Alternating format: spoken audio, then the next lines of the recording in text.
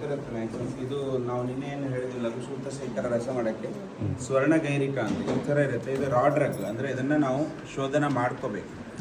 ಇದನ್ನು ಚೆನ್ನಾಗಿ ಪೌಡರ್ ಮಾಡಿ ತುಪ್ಪದಲ್ಲಿ ಹುರಿದ್ರೆ ಇದು ಶೋಧನ ಮಾಡಿರೋಂಥದ್ದು. ನಾವು ಆಲ್ರೆಡಿ ಮಾಡಿದ್ದೇವೆ.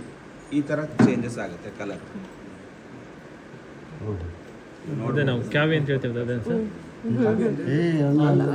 ಇದು ಜಾಜ ಅಂತ ಹೇಳ್ತಾರೆ. ಅದೇ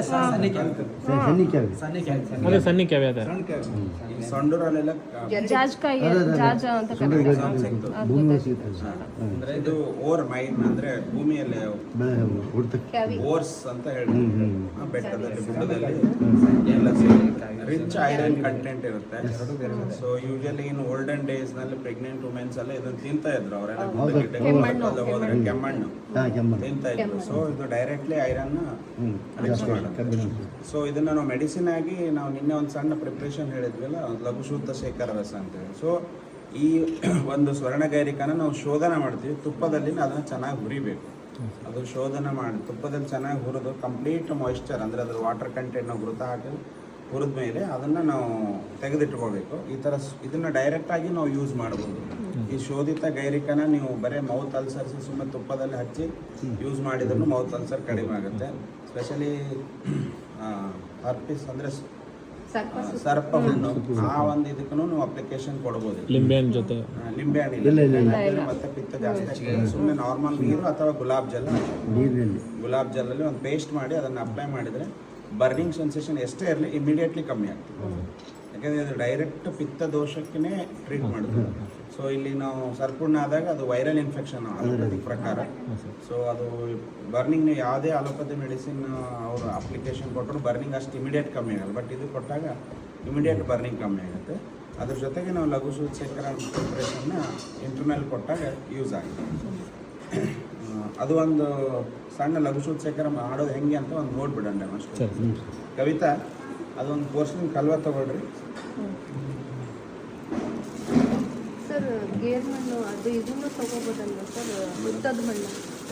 ಹುತ್ತದ ಮಣ್ಣು ಇದಕ್ಕೆಲ್ಲ ನೀವು ಬೇಕಂದ್ರೆ ಡೈರೆಕ್ಟ್ ಅಪ್ಲಿಕೇಶನ್ ಮಾಡ್ಬೋದು. ಬಟ್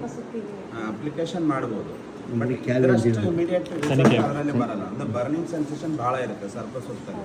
ಪೇಷಂಟಿಗೆ ತುಂಬ ಬರ್ನಿಂಗ್ ಅಂದರೆ ಟಾಲರೇಟ್ ಮಾಡೋಕ್ಕಾಗಲ್ಲ. ಅದು ಇಂಟೇಕ್ ಮಾಡೋಕ್ಕೂ ಇದು ಮಾಡ್ತಾರೆ ಸರ್ಪ ಸುತ್ತ ಕೊಡ್ಬೋದು, ಇದು ತೊಂದರೆ ಇಲ್ಲ. ಅದು ಸರ್ಪ ಸುತ್ತಕ್ಕಿಂತ ಅದು ಇದನ್ನು ಹಾಕ್ಬೇಕು, ಅದಕ್ಕೆ ಜಾಸ್ತಿ ಯೂಸ್ ಆಗ್ತದೆ. ಚೀರ ಅಂತಾರೆ.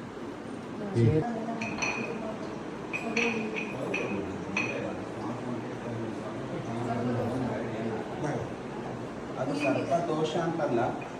ನಾವು ಮಾತಾಡಬೇಕು ಅಂದರೆ ಇದು ಒಂದು 10 ಗ್ರಾಮ್ ಇದೆ ಮಾಡ್ಕೊಂಡು ಶೋಧಿತ 10 ಗ್ರಾಮ್ ಮಾಡ್ಕೊಂಡ್ರೆ ಇದು ಶುಂಠಿ ಚೂರ್ಣ ಒಂದು 5 ಗ್ರಾಮ್. ಈ ಪ್ರಾಕ್ಟಿಕಲ್ ಪರ್ಪಸ್ ಸ್ವಲ್ಪ ಇಂಗ್ರೀಡಿಯೆಂಟ್ ತೊಗೊಂಡು, ಇಲ್ಲಾಂದರೆ ನಮಗೆ ಮಾಡೋಕ್ಕೆ ಟೈಮ್ ಆಗುತ್ತೆ. ಸೊ ಇದು ಇಲ್ಲ, it is completely viral infection. Ayurveda ಪ್ರಕಾರ ಹೇಳಬೇಕಂದ್ರೆ ಇದು ಪಿತ್ತ ದೋಷ. ಪಿತ್ತ ಬಾಡಿಯಲ್ಲಿ ವಿಷೇಟ್ ಆದಾಗ ಅದು ನಮಗೆ ಸರ್ಪ ಸುತ್ತ ಆಗ್ತದೆ. ಯೂಶಲಿ ಇಲ್ಲಿಂದ ಸ್ಟಾರ್ಟ್ ಆಗುತ್ತೆ, ಕೆಲವರಿಗೆ ಇಲ್ಲಿಂದ ಸ್ಟಾರ್ಟ್ ಆಗುತ್ತೆ. ಇದು ಅಂದರೆ ಒಂದು ವೈರಲ್ ಇನ್ಫೆಕ್ಷನ್ದು ಒಂದು ಒರಿಜಿನ್ ಇಲ್ಲಿಂದ ಆಗಿ ಈ ಥರ ಎಲ್ಲ ಹಿಂದೆ ಬರುತ್ತೆ. ಸೊ ಅದು ಒರಿಜಿನೇಷನ್ ಅಲ್ಲಿಂದನೇ ಇದೆ.